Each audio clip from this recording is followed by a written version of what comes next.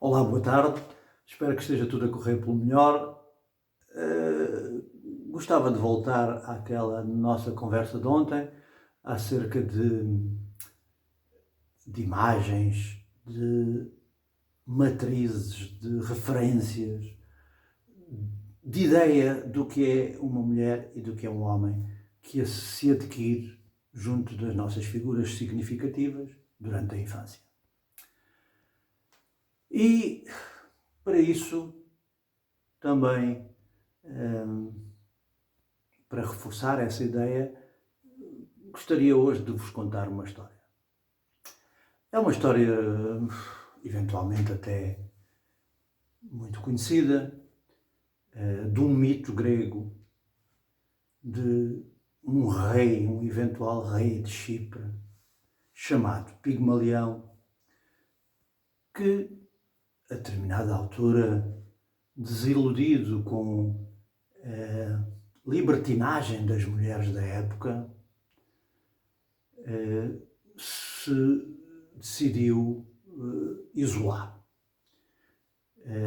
Eventualmente podemos agora pensar que este indivíduo, para ter assim uma imagem tão negativa das mulheres, já teria interiorizado também uma imagem muito negativa daquela que teria sido a mulher mais significativa da sua vida, portanto, eventualmente da própria mãe.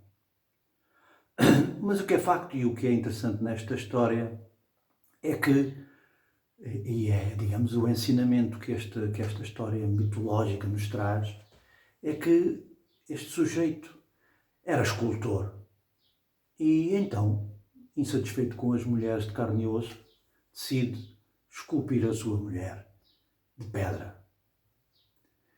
Aperfeiçoa de tal forma a escultura e trabalha de tal forma, tão intensamente e com tanta ligação emocional, que se apaixona pela própria estátua. Ela era de uma formosura, de uma delicadeza e de uma atitude tão púdica que ele só podia ficar apaixonado. E assim ficou, adorando a sua obra,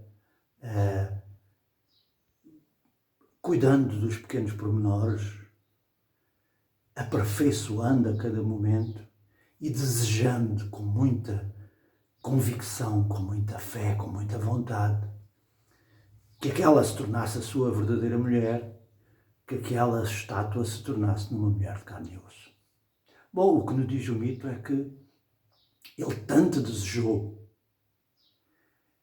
que isto acontecesse, que as deusas do Olimpo lhe terão feito a vontade.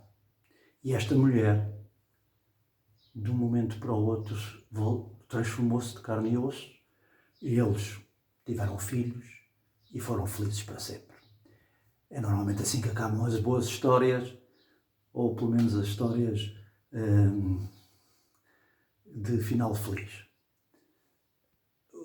O que é que nos ensina esta história? Ensina-nos algo de muito interessante. É de que aquilo que nós desejamos, aquilo para o qual nós trabalhamos, aquilo para o qual nós dedicamos todos os nossos esforços, a nossa vontade, a nossa dedicação, tende a realizar-se. Os psicólogos chamaram isto a profecia autorrealizável. Ou outros, para usar o tal mito, o efeito Pigmalião. Ou seja, eu desejo muito uma coisa, eu transmito essa convicção e isso acaba por se realizar.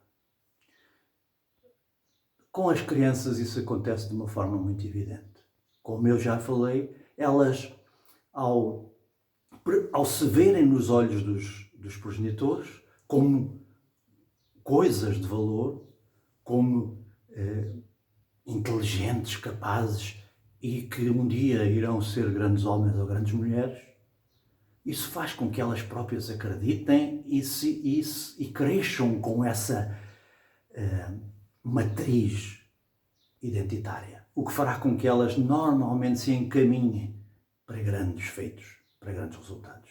Da mesma forma, aqueles pais pessimistas, demasiado exigentes e que desvalorizadores, que nunca estão satisfeitos e que desvalorizam permanentemente, que não têm um bom equilíbrio entre valorizar e colocar algum tipo de defeito, de crítica construtiva, mas não, antes pelo contrário, desvalorizam constantemente, dizendo: tu não sabes fazer nada, tu não sai daí que eu é que sei fazer, deixa isso que não vale a pena, eu já te ensinei não sei quantas vezes e tu não aprendes. Portanto, este tipo de atitude vai levar a que a criança interiorize a ideia de que não presta, de que não é capaz, por isso também não vai acabar por não ter motivação para a realização das tarefas e dos desafios que a vida lhe vai impor, o que vai trazer exatamente a realização da profecia dos pais: tu não prestas para nada, tu não vales nada.